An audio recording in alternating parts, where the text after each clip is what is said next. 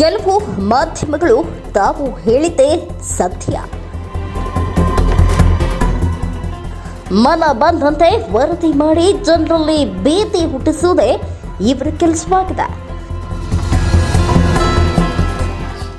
ಘಟನೆ ನಡೆದ ಸ್ಥಳದಲ್ಲಿ ಇರುವುದೇ ಇಲ್ಲ, ಆದರೂ ತಾವೇ ಕಂಡಂತೆ ವರದಿ ಮಾಡುವುದು ಎಷ್ಟು ಸರಿ?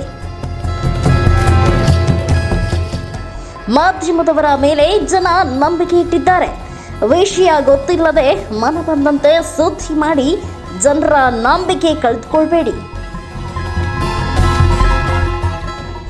ನಾವು ಹೇಳುತ್ತಿರುವುದು ನಿನ್ನೆ ನಡೆದ ಹುನಗುಂದ ವಿಜಯ ಮಹಾಂತೇಶ್ ಬ್ಯಾಂಕ್ ನಿರ್ದೇಶಕರ ಚುನಾವಣೆ ಸಂದರ್ಭದಲ್ಲಿ ನಡೆದ ಘಟನೆ ಬಗ್ಗೆ. ಸಾವಿರಾರು ಸಂಖ್ಯೆಯಲ್ಲಿ ಷೇರುದಾರರು ಮತ ಚಲಾಯಿಸಲು ಬಂದಾಗ ನೂಕು ನುಗ್ಗಲು ಸಂಭವಿಸಿತ್ತು. ಅದನ್ನ ತಡೆಗಟ್ಟಲು ಪೊಲೀಸರು ಹರಸಾಹಸ ಪಟ್ಟರು.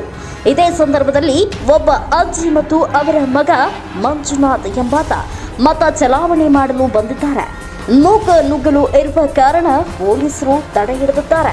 ಮಂಜುನಾಥ್ ಎಂಬುವನು ಏಳಕಲ್ ಗ್ರಾಮೀಣ PSI ಮಲ್ಲು ಸತ್ತಿಗೌಡ್ರ ಎಂಬುವರಿಗೆ ಮನ ಬಂದಂತೆ ಬೈಯತೊಡಗಿದ. PSI ಗದ್ದಲ ತಡೆಯಲು ಎಲ್ಲರನ್ನ ದಬ್ಬುತ್ತಿದ್ರು. ಹಾಗೆ ಅಲ್ಲಿರುವ ಅಜ್ಜಿ ನೆಲಕ್ಕೆ ಬಿದ್ದಿದ್ರಿಂದ ಕೈಗಾಯವಾಯಿತು. ಇದನ್ನ ನೋಡಿದ ಮಗ ಮಂಜುನಾಥ್ ಕಾರ್ಯನಿರತ PSI ಮೇಲೆ ಕೈ ಮಾಡಿದ ಹಾಗೂ ಪೊಲೀಸರು ಅವನಿಗೆ ಸ್ಟೇಷನ್ ಕರೆದುಕೊಂಡು ಹೋಗಲು ಪ್ರಯತ್ನಿಸಿದ್ರು. ಅವನು ವಾದ ಮಾಡಲು ಮುಂದಾದ. ಅದಕ್ಕೆ ಪೊಲೀಸರು ಕಾರ್ಯನಿರತ ಸಾಹೇಬ್ರ ಮೇಲೆ ಕೈ ಮಾಡ್ತೀಯಾ ಎಂದು ಕಪಾಳ ಮೋಕ್ಷ ಮಾಡಿದ್ರು. ಇದನ್ನೇ ತಾವೇ ನೋಡಿರುವ ಹಾಗೆ ಅಮಾಯಕನ ಮೇಲೆ ಪೊಲೀಸರ ದರ್ಪ. ಪೊಲೀಸರು ವ್ಯಕ್ತಿಗೆ ಹೆಗ್ಗಾಮುಗ್ಗ ಥಳಿಸಿದ್ದಾರೆ.